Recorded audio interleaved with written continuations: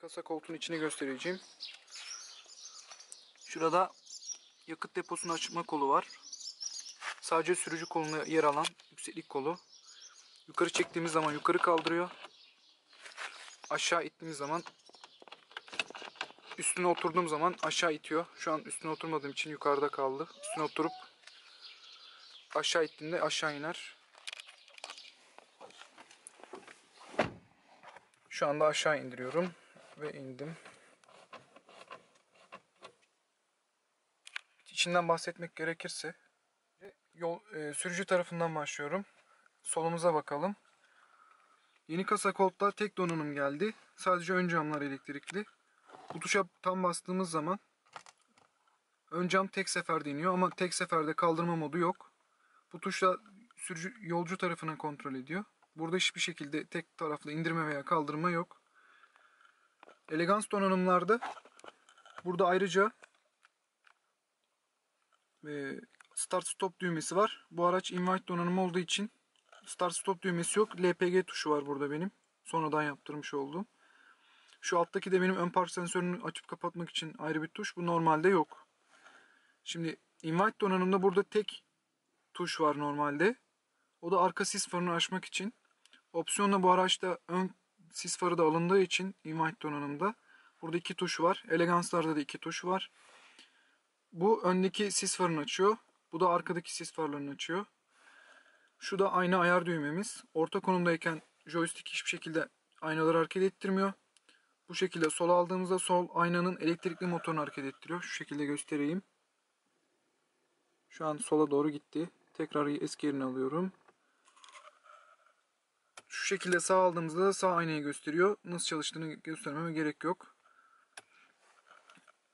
Burada bu iki tuşlar bu kadar. Şurada invite donanımında Twitter var. Elegance donanımında Twitter yer almamaktadır.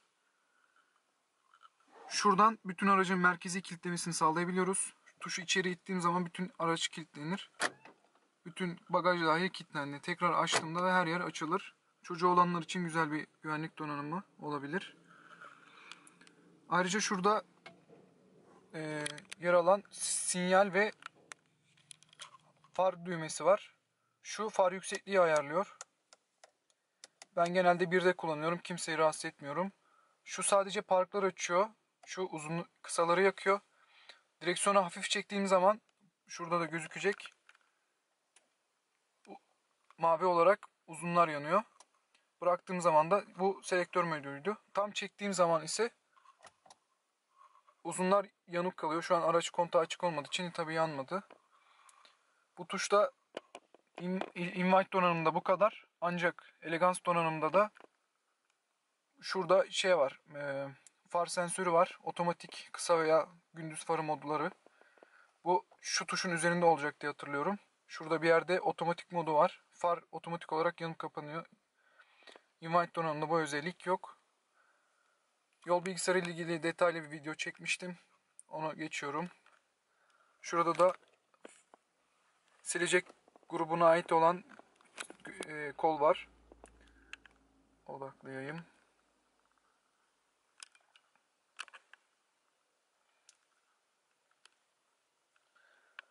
Bu invite donanımda yine yağmur sensörü olmayan model. O yüzden burada zamanı ayarlıyoruz. Uzun sürede silecekleri yeniden çalıştırıyor. Şurada da kısa sürede yeniden çalıştırıyor. Şu şekilde benim iyi oluyor. Buradan da arka sileceği hareket ettiriyoruz. Şu an 0 konumunda. Buraya aldığımız zaman anlık olarak çalışıyor. Aşağı aldığımız zaman anlık olarak çalışıyor. Yukarı aldığımız zaman ön silecekle beraber çalışıyor. Bunu kendimize çektiğimiz zaman ön cama su sıkıyor. Aşağı indiğimiz zaman otomatik olarak çalışmaya başlıyor belirtilen sürede. En alta çektiğimiz zaman çok hızlı bir şekilde çalışıyor. Bir normal modu var, bir de hızlı modu var. İki tane de aşağıda kademe var. Şu anda çalıştırmıyorum cam kuru olduğu için. Direksiyona gelelim. Direksiyonda ise sol tarafta teybe ait bilgiler var. Buradan modları değiştiriyoruz. Buradan parça veya radyo değiştiriyoruz. Buradan da sesi azaltıp çoğaltıyoruz. Şu tuş teybin üzerinde yer alan kanal ayarı tuşundan farklı olarak otomatik olarak ayarlıyor. Buraya bastığımızda bir sonraki istasyona gidiyor. Ancak araç teyp üzerindeki şu tuş ise öyle bir özelliğe basılı tutulduğunda sahip oluyor. Tek basışta olmuyor. O yönden daha pratik direksiyon üzerindeki. Direksiyona geri dönelim. Buraya bastığımız zaman korna çalıyor. Çevreyi rahatsız etmemek adına basmıyorum. Burası ise cruise kontrol yani hız sabitleme bölgesi. Bu aracın en güzel donanımı bence. Hem Elegance hem Invite donanımda bu donanım var. Ancak 3 kapılı modelinde Elegance'larla Elegance donanım gelmedi. Sport donanım geldi. Sport donanımda burasında boş bir bölge var. Cruise kontrol yok. Bir tek 3 kapılı sport donanımda cruise kontrol yok. Bu detayı da belirteyim. Buradan ilk önce açıyoruz. Kontağı açayım. Şu an kemer takılı olmadığı için ötüyor. Bu tuşa bastığım zaman gösterge bölgesinde yeşil bir işaret çıkıyor. Bu cruise kontrolün açık olduğunu gösteriyor. Hareket halindeyken mesela 90 ile gidiyoruz. 90 ile gittiğimizde şu tuşa basılı tuttuğumuz zaman o hızda sabitlenir ve gaz pedalını bıraktığımız zaman o hızda gitmeye başlar. Hareket halindeyken hızımızı arttırmak istediğimizde bu tuş hızımızı 1 mil arttırır. Bu tuş da 1 mil azaltır. 3-5 kere bastığınızda 5 km, 10 km hızınız artabilir. Fren basmayıp yavaşlamak istediğiniz zaman cancel tuşuna bastığınızda devreden çıkar. Aynı zamanda cruise kontrol frene bastığımız zaman da devreden çıkar. Şu ortadaki tuş. Pedal. Ayrıca bu aracın kullanma kılavuzunda bir detay var. Ben cruise kontroldeyken hafif frene basıp tekrar gaza bastığım zaman tekrar devreye girdiği ile ilgili bir detay var. Bu konuda dikkatli olmanız gerekir. O yüzden cancel tuşunu duruma göre kullanabilirsiniz. Bir kere benim başıma geldi. Frene bastığımda cruise kontrol devreden çıktığını düşünmüştüm. Frene bastıktan sonra belli bir süre gaza bastığım için de tekrar devreye girmiş. Işığa yaklaşıyordum. Araba kendi kendine gitmeye başladı. O yüzden frene veya cancel tuşuna basmanız gerekiyor. Teybe gelelim. Teypte CD MP3 çalma özelliğine sahip. DVD okumuyor. Sadece CD okuyor ve MP3 çalabilir. FM, AM modları ve CD AUX var. AUX şurada yer alıyor. Buradan MP3 çalarınızı bağlayabilirsiniz. 3.5 inçlik, 3.5 milimetrelik jack kablosuyla. Teybin üzerine yol bilgisayarı tuşu var. Detaylı açıklamıştım. Buraya geçiyorum. Şu tuş ise CD'yi çıkarmamızı sağlıyor. Şu an kapalı olsa dahi çıkarması lazım. Tekrar içine koyayım. Ve otomatik olarak açılıyor. Bu MP3 çalma özelliğinin en güzel yanı çok bozuk yolda bile kolay kolay takılma yapmıyor. Şu an çalmaya başladı. Müziği açtığımıza göre diğer ayarlara bakalım. Audio tuşundan sesle ilgili ayarları yapabiliyoruz. Bu hıza duyarlı sesi arttırma özelliği. Ben bir modunda kullanıyorum. Duruma göre 3'e 2'ye ayarlanabiliyor. 4, 5, 6'ya kadar gidiyor bildiğim kadarıyla. Ben bir modunda kullanıyorum. Böyle iyi oluyor. Yani bu modu eğer ayarlarsak 0 yaptığımızda etkilemiyor. 1 yaptığımızda belli hızlarda sesi otomatik olarak açıyor. Güzel bir özellik. Ardından bas ayarı var. Benim aracda amfi olduğu için ben kendim memnun olduğum ayarda yaptım. Buradan azaltıp buradan çoğaltabiliyorsunuz. Bu da tizleri ayarlıyor. Yine amfi ve özel seti olduğu için tiz çok yüksek olduğundan en düşük ayarda benim. Tizden sonra da arkaya veya öne ayar yapıyoruz. Şu anda front yani ön tarafa ses alıyor. Ön hoparlörlerden ses gelir.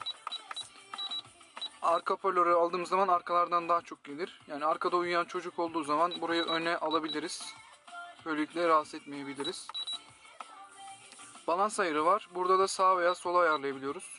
Şu an sağ ayarladım. Yani patlak bir hoparlörünüz olduğu zaman buradan anlayabilirsiniz. Sol ayarladığınızda soldan ses gelmiyorsa demek ki hoparlörünüz bozuktur. Bu ayarlar bu kadardı. Menüde çoğunu bilmiyorum ama şu saat ayarlama ile ilgiliydi. Onun detayını verdim. Buradan dili ayarlayabiliyoruz. Türkçe yok maalesef. İngilizce'de en anlayabileceğimiz dil o. Ondan sonra bitiyor.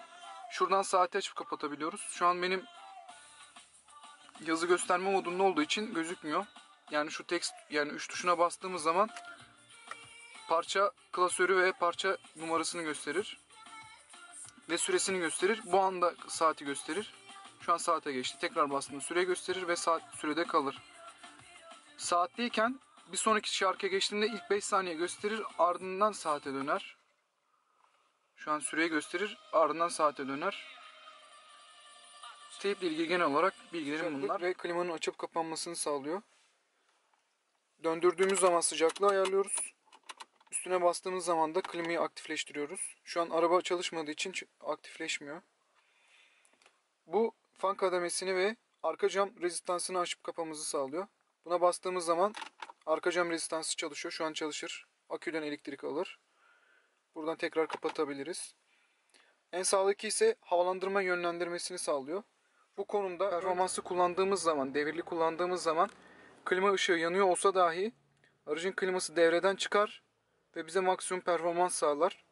Ne zaman normal modda kullanırız aracı, o zaman tekrar klima devreye girer ve ısıtmaya ya da soğutmaya başlar. Klima ile ilgili söyleyeceklerim bu kadar. Ayaklara verir. Yarı otomatik olmamın sebebi bu tuş mekanik. Geri kalan her şey otomatik. Dijital tuştur. Bu tuş da dijital olsaydı bu tam otomatik bir klima olacaktı. Şurada yer alan ızgaradan ise ortam sıcaklığını alıp ayarladığımız sıcaklıkta ara ara klima kompresörünü devreden çıkarır. Aracın yakıt ekonomisini arttırır. Şimdi şurada şöyle bir detay var. Ön camı aldığımız zaman biz fanı açsak dahi araç çalışırken arabanın kliması otomatik olarak devreye girer ve bu tuş yanmayabilir. Yani bu tuşa bassanız da basmasanız da bu modda ise aracın ön camını buğusunu kaldırmak için klimayı otomatik olarak çalıştırır. Klima çalışırken ara ara direksiyonun solunda yer alan şu bölgeden röle sesi gelebilir, çıt çıt. Ara ara devreye girip çıktığı için bu ses çıkar. Bu araçla ilgili hatta şöyle bir detay var. Aracın beyninde araç eğer yüksek bir hızlanma modunda kullanılıyorsa klimayı biz burada açsak dahi oradan röleden deaktif ediyor ve aracın performansını bir nebze daha olsun arttırıyor. Yani bazen basarken ara ara röle sesleri duyabilirsiniz. Ne zaman normal modda kullanmaya başlarsınız o zaman daha sağlıklı bir soğutma sağlar veya ısıtma sağlar. Yani performanslı kullanırken arabanın kliması soğutmayabilir. Bunun sebebi klimayı kendisi kapatıyor. Klima ile ilgili detaylar bu kadar. Klimadan sonra aşağıda yer alan bölgelere bakalım. Şurada küçük iki göz. Sağında ise büyük bir göz. Buraya cüzdanı koyabilirsiniz. Teybin altına da CD koyabilirsiniz. Buralara bozuk para vesaire koyabilirsiniz. Burası bardaklık. Burası da bardaklık. Bu elimdeki şey de küllük. Opsiyonel olarak bazı araçlarda var, bazılarında yok. Ben bozuk paralık olarak kullanıyorum. Şurada da çakmaklık var. Basılı tuttuğumuzda çalışıyor. Burada da otomatik veya manuel vites kolu. Benimki otomatik.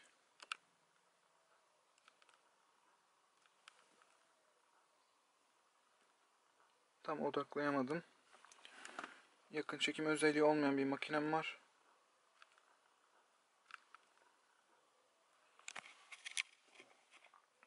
Şu an odakladı. Burada A modu var. Şu an bu araç N modunda. Kontağı açıyorum. Şurada N modu gözüktüğü için, şu an N modunda olduğu için göstergede de N harfi yazar. Diğer modlar arası geçiş yapmak için freni kullanmam gerekiyor. Şu an frene basıyorum.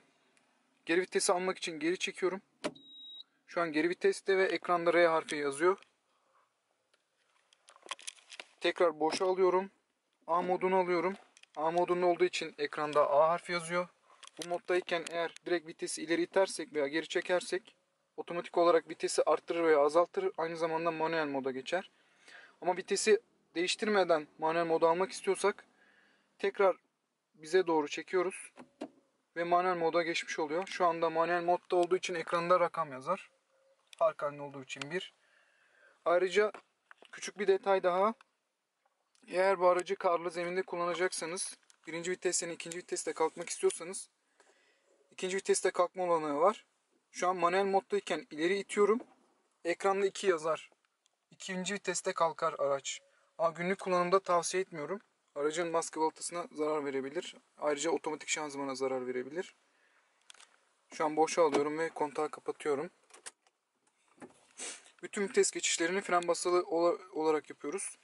Hareket halindeyken de olur da yanlışlıkla boşa geçerse yine frene hafif dokunarak A modunu aldığınızda vitesin geçmesi gerekiyor. Eğer vitesiniz geçmiyorsa baskı balatada bir problem olabilir. Servise veya özel servise gitmenizi tavsiye ederim. Vitesle ilgili detaylar bu kadar. El frenimiz var. Klasik el freni. Burada biraz saklama gözü var. Küçük detaylı eşyalar koyabilirsiniz. Onun yanında da arka bardaklık var. 1 adet. Burası çok fazla bir alan olmadığı için kolçak kullanımına pek uygun değil. Takıldığı zaman el freni kullanımı zorlaştırıyor. Kullanıcının tercihine kalmış. Opsiyonel olarak çoğunda yok zaten. Sonradan yapılmış özel firmaların kolçakları var. Torpidoya geçelim. Torpidomuzda bardak para koyma gözleri var. Şunlar para koyma gözleri.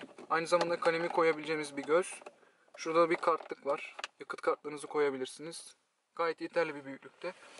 Buradaysa da soğutma torpidosu var. Şurada gözüken çarpı işareti kapalı olduğunu gösterir. Ben bir şey koyduğum zaman çevirip şu moda alıyorum. İçinde bir şey olmadığı için kapatıyorum. Bu klima çalışırken devreye giriyor. O yüzden klimayı kullanmanız gerekir. Torpido ile ilgili detaylar bu kadar. Şimdi yolcu tarafına ait olan genel görünüm şu şekilde. Cam açma kapama, hoparlör ve kapı kolu var. Invite donanımda şu tuş bütün kapılarda gümüş kaplama iken Elegance'larda bu siyah boyasızdır. Şu gümüş kaplamadır. Elegance'larda burada Twitter yokken Invite'larda Twitter vardır. Bu küçük detayları da belirteyim. Burası sert kaplama. Şurası da sert kaplama. Yani kapı komple sert kaplama ancak ses yapmaz. Torpido da aynı şekilde sert kaplama. Burası da öyle. Aracın bütün her yerinde sert kaplama var. Ancak bu kalitesiz olduğunu göstermiyor. Yani ses yapmaz kolay kolay. Yani aracınız kaza yapıp oynanmadığı sürece ses yapmaz. Ben buradan yetkili servislere teşekkür ediyorum. Beceriksizliklerinden dolayı benim şu iki direğimi bozdular. Ve sadece ses bu iki direk kaplamasından geliyor. Çünkü beceriksizce bir işçilik yapılmış. Şu anda tekrar cam çatlak olduğu için göstereyim. Dokunmadım. Ancak cam değiştikten sonra kendim ona bir çözüm bulacağım. Onun dışında benim aracım bir yerinden ses gelmiyor. Onun sebebi de yetkili servis. Sonrasında arayıp niye yetkili servise gelmiyorsunuz diye müşteriye soruyorlar. Kaliteli işçilikten dolayı gelmiyorum. Döşemeye bakacak olursak bu döşeme orijinal döşemedir. Bazı araçlarda seçilebiliyordu. Bazılarında bu kırmızı bölge gri, geri kalan siyah aynı. Gayet hoş bir döşeme. Arka bölgeyi de göstereyim. Arka koltuklar hareket etmiyor. Eski kasada bu koltukların şurada yer alan bir koluyla ileri geri çekebiliyorduk ve bagaj büyütülebiliyordu. Bizde yani yeni kasada böyle bir özellik yok. Arka taraftan devam ediyorum.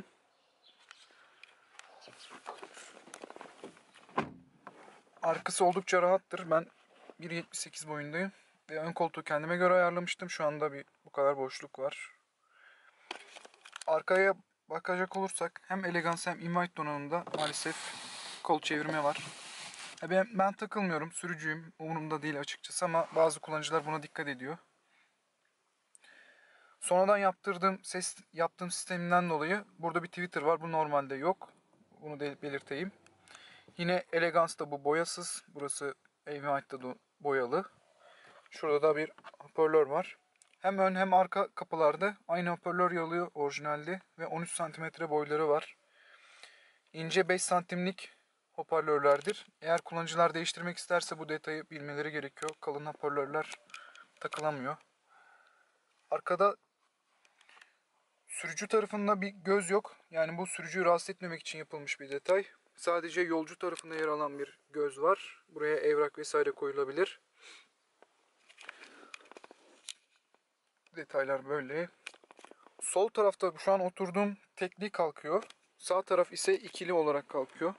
Şurada yer alan ipten kaldırdığımız zaman ilk önce oturma bölgesi kalkar. Ardından köşesinde yer alan şu tuşla açıp ikili bölgeyi yatırabiliriz. Ve böylece bagajda geniş bir alan açabiliriz. Ben genelde 4 kişilik yola çıktım. Eğer bagajım çoksa şu an oturduğum bölgeyi kaldırıyorum. Onu da göstereyim. Şu şekilde tekli kalkıyor. Burada yeterli bir alan oluşuyor. Neredeyse bir seden kadar kullanım alanımız var. 4 kişi, 3 kişi için çok pratik ve kullanışlı oluyor bu bölgeler. Yani bu aracın bagajı olmasa da eğer 5 kişi kullanmayacaksınız yeterli alanı elde edebiliyorsunuz. Arkası bu kadar. Yukarıda kol tutacaklar ve üzerine asmak için küçük bir bölüm.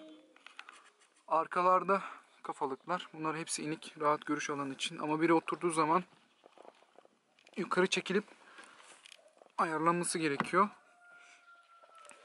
Burada bir kemer. Burada bir kemer. Benim tutacak yeri koptuğu için aşağı inmiş. Şu şekilde ayarlanıyor. Orada da bir kemer var. Aracın içi genel olarak böyle. Arkadan da önünü göstereyim. İçi genel olarak böyledir. Ayrıca direksiyon deri kaplamadır.